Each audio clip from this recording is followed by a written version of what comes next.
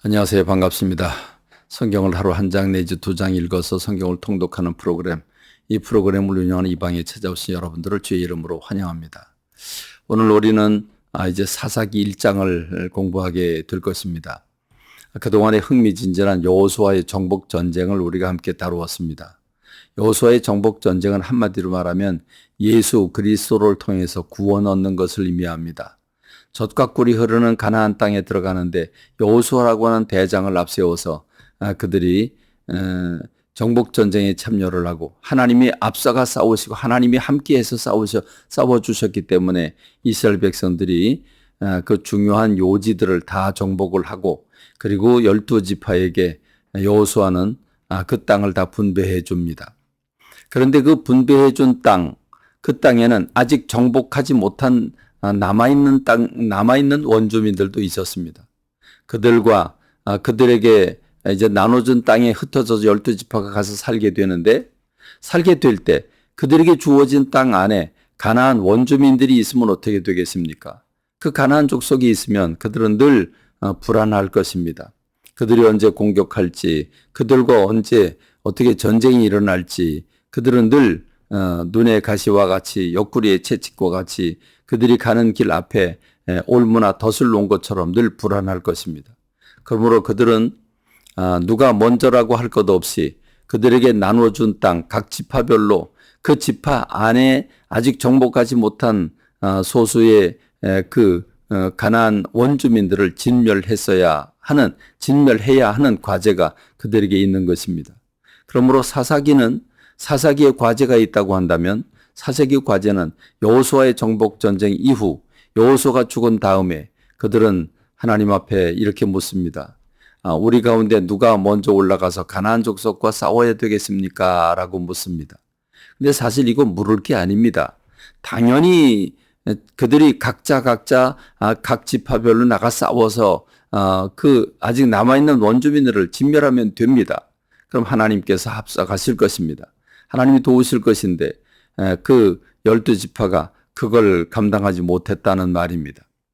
그래서 하나님께서는 유다지파가 먼저 올라가라 하고 말씀을 하십니다. 유다지파가 순종을 합니다.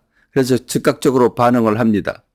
근데 그 반응을 하고 순종을 하고 달려가려고 하는데 아무래도 뭔가 좀 불안합니다. 뭔가 좀 두렵습니다. 그래서 시므온 지파를 불러냅니다. 사실 유다 지파는 7만 5천 명으로 가장 많은 병력을 가지고 있습니다. 시므온 지파는 2만 2천 명밖에 되지 않은 아주 소수 작은 군대입니다. 그럼에도 불구하고 시므온 지파, 자기가 분할받은 땅 바로 옆에 시므온 지파가 있는데 그 시므온 지파에게 찾아가서 우리와 함께 협력해서 올라가자라고 말합니다. 그렇습니다. 혼자 힘들면 둘이라도 연합하면 되겠죠? 그 연합이 아름다울 것입니다. 물론 나 혼자가 싸워서 이겨서 승리하면 더 좋은데 그게 약하면 그렇죠. 이웃 지파와 더불어서 같이 협력해서 올라가는 건 좋은 거겠죠.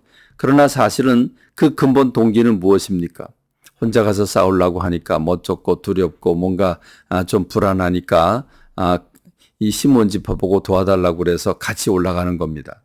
그리고 우리가 정복한 다음에 너희 시므온 지파가 정복해야 할 땅에 그것도 정복 전쟁을 나갈 때 우리도 가서 싸워주겠다라고 약조를 하고 시므온 지파 올라가서 혁혁한 공을 세웁니다.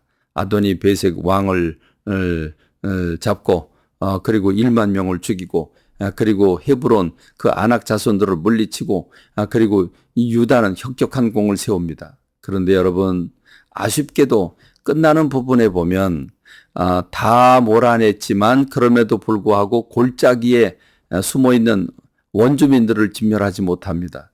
왜냐하면 그들은 철병거를 가지고 있었기 때문입니다. 철기 시대에 이 철병거, 이스라엘 백성들에게는 철병거가 없는데 그들은 철병거를 가지고 있었습니다. 그러니 그들을 물리치기가 힘들었던 거지요. 그래서 유다 지파가 대부분은 정복을 하지만 다 정복하지는 못합니다. 아쉬움이 남는 부분이지요. 근데 여러분, 사사기 전체에서 보여주는 건 무엇입니까? 요단강 동편에 있는 므낫세, 르우벤 지파, 갓 지파, 그리고 므낫세의 절반의 지파는 이미 다 정복을 하고 그들에게 넘겨주었기 때문에 요단 동편은 이제 정복 전쟁이 끝났지만 요단 서편은 아직 정복하지 못한 땅까지도 다 포함해서 분배를 해 주었기 때문에 그들은 남아있는 원주민들을 진멸했어야 했습니다. 근데 지금 성경에서 보여주고 있는 부분이 무엇입니까?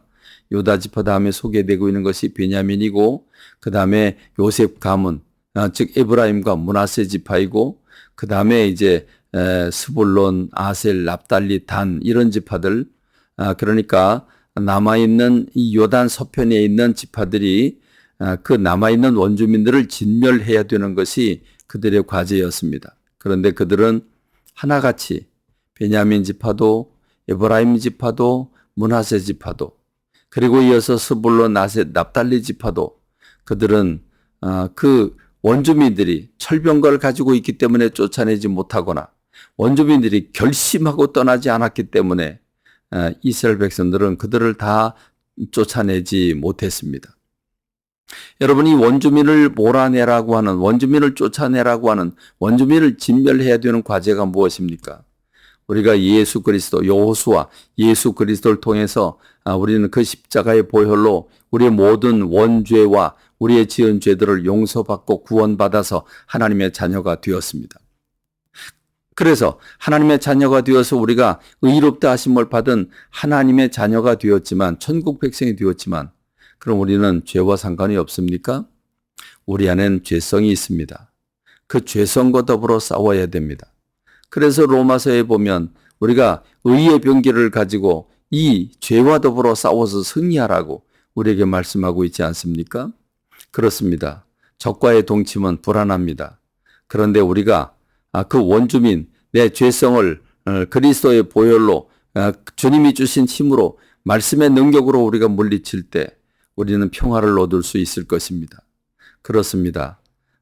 이 사사기 전체는, 사사기 1장 전체는 원주민들을 다 쫓아내지 못했다라고 하는 것이 결론입니다.